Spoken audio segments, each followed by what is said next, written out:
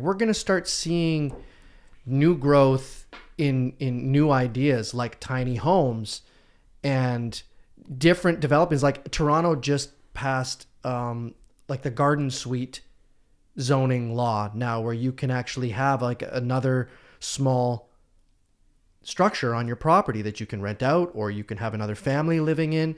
Densification. There's solutions that are being put into play here that are going to help the idea of unaffordability and things like that. And the problem is people don't have a mental shift yet towards those things. Like, I know it's really appealing for young first-time home buyers to think about owning their own home and their first home and having, a nice 3-bedroom, 2-bathroom home in a cute neighborhood.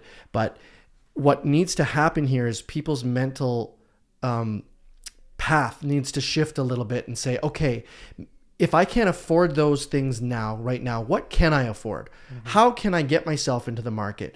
Is condo living something that I can entertain for the next 3 to 5 years?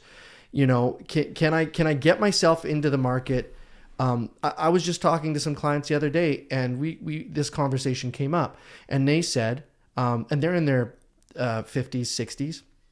They said the first home that they bought was a mobile home, mm-hmm. in a mobile home park. Yeah. This was 30 some odd years ago. Mm-hmm. That was their solution for getting into the market. They got into the market, and then they moved their way into a brick ranch home, and they raised a family in that home.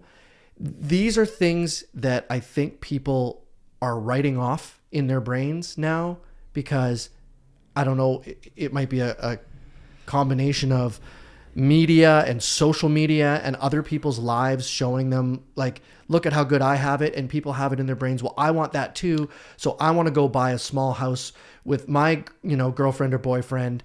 And I want to live that life. It's like, this is we're living, you know what I mean? We're living in a funny time right now. It's the Pinterest, Instagram, HGTV world. Yeah. And everybody they're trying to keep up with the Joneses when it comes to social media, their lives, and the way people perceive them. If you go and list a house, I buy houses and renovate them ever so often. I can go buy a house, let's say for $300,000, and it needs a ton of work cosmetically. And I understand people are like, well, I don't necessarily have the money to renovate. Yeah. Well, banks have renovation loans and mortgages and things that they can offer you. These are just things people aren't aware of, and they don't want to be aware of them because they just want the turnkey ready now. Right. Okay.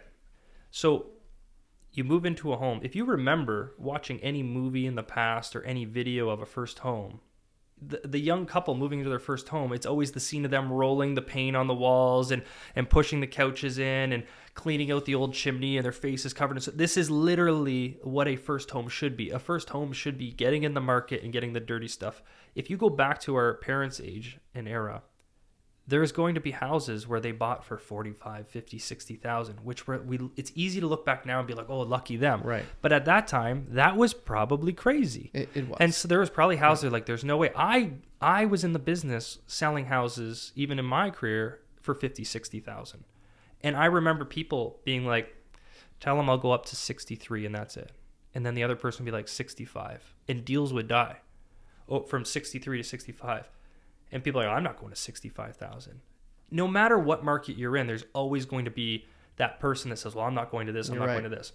It's all relative to the time. I understand the frustration now is incomes haven't grown at the rate real estate is. The only change here is now we have to get more creative. I am on a site here on windsor.ca, and I recommend anybody listening to this, go to Google, type in accessory units Windsor, additional dwelling units. There's a diagram here that will show you, it looks like some green and red houses. I'll try and share my screen while I'm talking about this. So the city of Windsor is allowing, as long as you're a primary resident of the home and you're not renting this out, you can treat it like a duplex. So whether you live upstairs and you want to rent out the basement, or you live upstairs, or you live in the basement, want to rent out the upstairs, or you have an addition off the back of the home and you want to rent it out, or even a garage that you have turned into some sort of like Airbnb suite, the city of Windsor does allow you, even though you're not a legal duplex, to turn things into accessory units. And this is what you already saw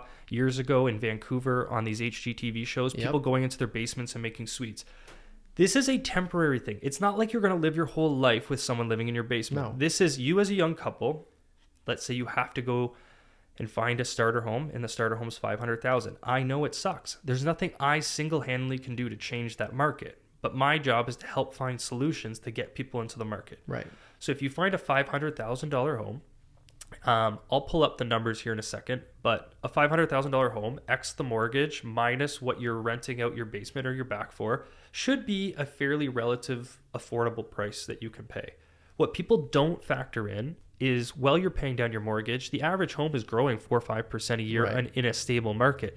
If you factor in how much money you can make in 3 to 4 years and how much equity you can build to put down on that next home, at least you're in the market and growing. And like you said, with condos or anything that's a renovation, or you buy a nice home but it has a rental off the back, you just need to get creative. Everyone has this mindset that they have to go buy the turnkey home for $600,000-$700,000, live paycheck to paycheck, and just to get in the market. That's not how it has to be. It's how you think it has to be, because you're comparing yourself to the people on social media and your friends out there, or anybody in the past that got lucky enough that they got in this weird little gray area when the market was low. Right after 2008 and 9, there were some people from 2012 to 2016 that we would say are the lucky ones right now that got in right after a crash. Yeah, hindsight's 20/20. Yeah. You can't look back like that. I was watching something on the news the other day, and it was talking about home prices in Kingston, which they've been experiencing the same type of growth. They're about 3 hours the other way from Toronto, east of Toronto, and they've been experiencing higher growth than even we have. I think they're one of the highest growing priced cities in Canada. And there was a lot of comments on that from people in the Toronto area, saying, and I think their average sale price is somewhere in the 700s, so a little higher than us here in Windsor, where I think we're about 636 now. As of and these people in Toronto going, oh man, like, wouldn't that be nice? Wouldn't it be wonderful if we could go to somewhere and get a house for imagine we could get a house for $700,000 in Toronto. Yeah. And it's frame of reference, right? Yes. And so, well, there's going to be the next generation, or even our own selves, looking back at this, say maybe 10 years from now or less, saying, oh, they were lucky in 2022 when they could have bought a house for $636. Right now, it's easy to be furious with the market. It's easy to be furious with the way the economy is and interest rates coming up. But you got to remember, interest rates are really low right now. When they come up, they're still considered relatively low. Right. 636 sounds crazy, but when you compare ourselves with Guelph and Waterloo at 1.2 million, give us a few more years when, let's say, our average ends up being 800-900 a million. They're gonna be like, oh, my friend's so lucky, he bought 3 years ago in 2022 for 636. It's easy then to look back and look at what was good, but right now, because we're the highest, everybody's gonna give it a hard time. That's right. I don't like what's happening as much as everybody else, in the fact that first-time home buyers are struggling. Sure. I love it when I see somebody who's already owned a home growing in this market, and I get to be that person that comes in and says, congratulations, you just made $250,000 over the last 3 years. That feels really good. The first-time home buyers, I understand, are struggling. And what I'm trying to get at, and I think what we're both trying to get at, is there's nothing we can do about this, and we're trying to frame the big picture here. Look at, as crazy as it sounds, look at what's going on everywhere around us. And believe it or not, Canada isn't even the most affordable country in the world. Go look at the average sale prices of other countries. It's crazy. It's crazy. Now, really quickly, I think what we're trying to get at is we need to find a way people can get creative. Because if you don't get in the market, there will be a time. There will be a time where there's a separation, landlord and tenants. And certain incomes will forever be tenants, and certain incomes. And right now, I do believe the way Southwestern Ontario is going, it's a good opportunity to build long generational wealth if you can get into the market. I was going to say the exact same thing. If I could boil down this this little bit of a long-winded talk that we just went through, sorry if that seemed a little long, but I think if I could boil it down to one thought, it's get your mind working a little creatively, and let us help you get a little creative with how to get you into the market, because waiting this out isn't the solution. Waiting to see what happens isn't the solution, because if a correction, does happen somewhere down the line, it might not be for years, and that correction is not ever going to take us back to where we are now or before, right? So we need to get creative now. Let's get working to get you in the market now so that you can grow with it as well. And it sounds like such a classic like real estate line. Like, let's get to the market. And it's hard. I know we're real estate agents. I know it's in our best interest to sell you a home, but it's in your best interest truly to buy a home. And this is the same conversation I had with people when this started in 2015, 16, 17. People are like, no way I'm jumping into this right now. Mm-hmm. And we tried to explain it. Look, this is how historically things work. This is why I think you should be in the market. This is why I think you should get creative. And if you ask any of our past clients that work with us, anybody who's listening will vouch, those people that we got creative with, those people that got in, are very happy right now with their investments. Right. And at that time, everyone thought that was crazy. And last year, everybody thought that was crazy. But everybody who bought with us and got creative and found ways to get in, all are making a lot of money right now. And not just making a lot of money, it's setting you up for the next steps of your life. And I mean, invest in real estate, invest in your life, and invest in your children's lives in that same breath, right? Because money gets passed down generationally and everything too, right? So a lot of people say, well, I'm worried about my kids, I'm worried, like, if it continues like this, what are my kids going to do? It's like, yes, that's right. So make the right decision now for yourselves so that you can help your kids do the same thing when they're older. Right. And right, like, it's really important to find a way to sort of creatively put yourself in the right position. And that's the tough thing right now is people don't know how to do that, and maybe don't know the right steps to take. But so I'm gonna give a scenario here. If you had a couple and you're making, say, $50,000 to $60,000 a year each, okay, so a young couple starting out in their careers making $50,000 to $60,000 each, total income somewhere around $100,000 to $120,000. You should be able to afford somewhere around the range of a 636, which is the average right now, is what I put in, $1,000 home. At 5% down, which would be the minimum most banks would allow, you would be looking at about $31,000 down. Now, you would save on some land transfer tax, because if it's your first time home. Yep. I put taxes in at about $3,000. Could be a little bit more than that, but I just threw $3,000 in as an example. So total payment with taxes, you'd be looking at about $32.38 per month. It's a lot.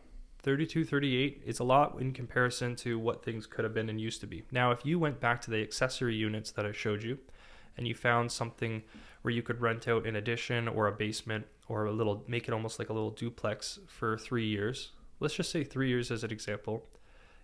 You're looking at, at renting out that space for $800 to $1,000. Well, that brings your total payments down to about $2,200. A young couple making $100,000 to $120,000 a year between the two of them shouldn't have too many issues paying $2,200 a month for a $600,000 home. Now, a $600,000 home is a pretty nice house still. Yeah. You can get a nice house for $600,000. It's not your forever home by any means, but it could be. But for the average person, I would say that's a good, and you can still get $400,000 homes, $500,000. So $600,000, you're looking fairly comfortable in a home like that, and you're paying about $2,200 a month.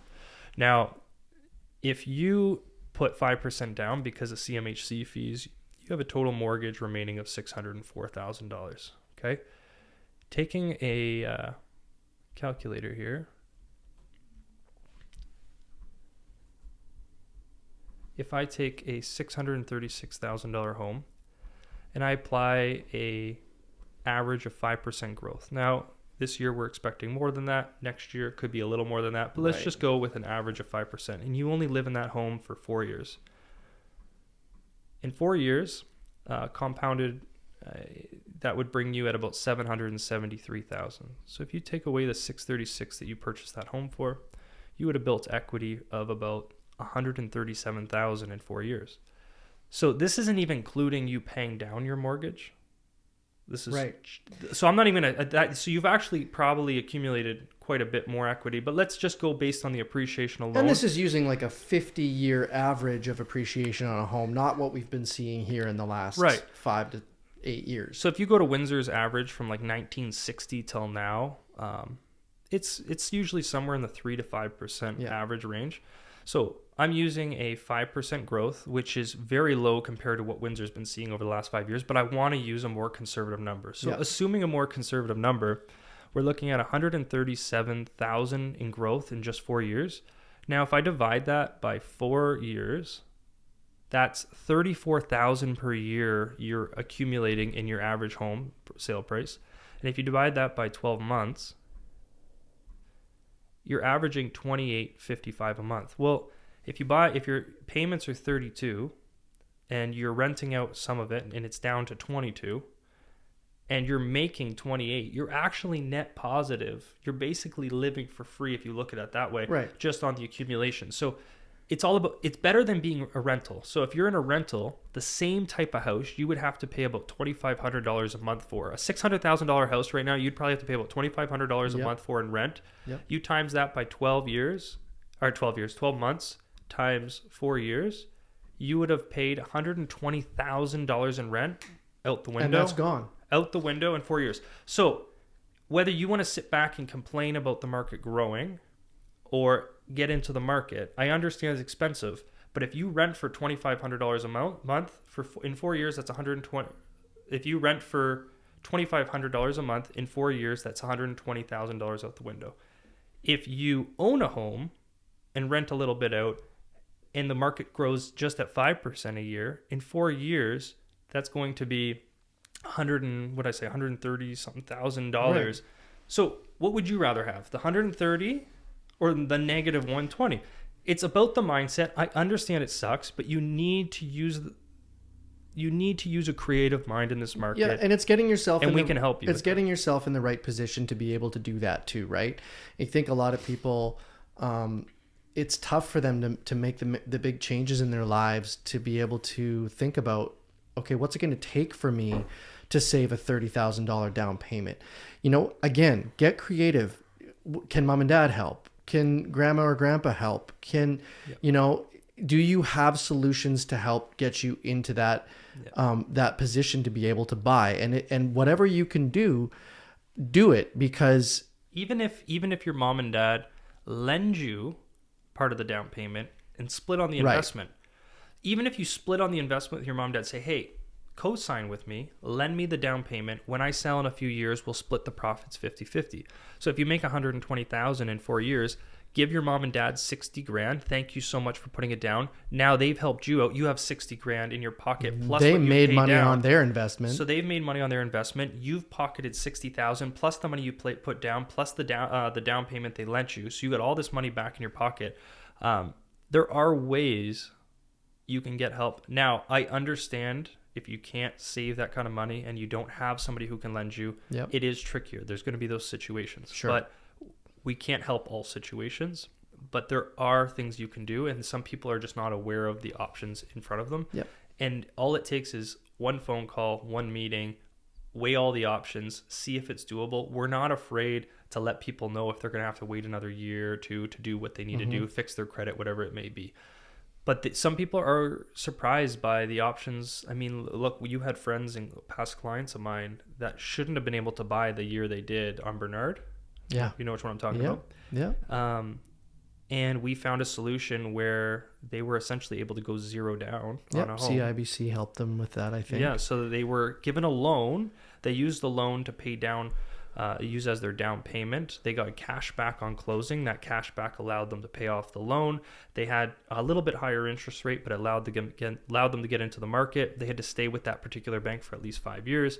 When they went to sell, they just upgraded their home with that bank, so they were still with that bank. They made a ton of money in the growth of the market. And they live in a house that they love now, in an area that they Yep. love. And had they not have got creative and done that at that time, That's right. they'd still be renting. They wouldn't have made all that money, and they wouldn't be where they're at. They've now avoided this chaos in the market, and they're in a really nice home. And this is all the result of just getting creative.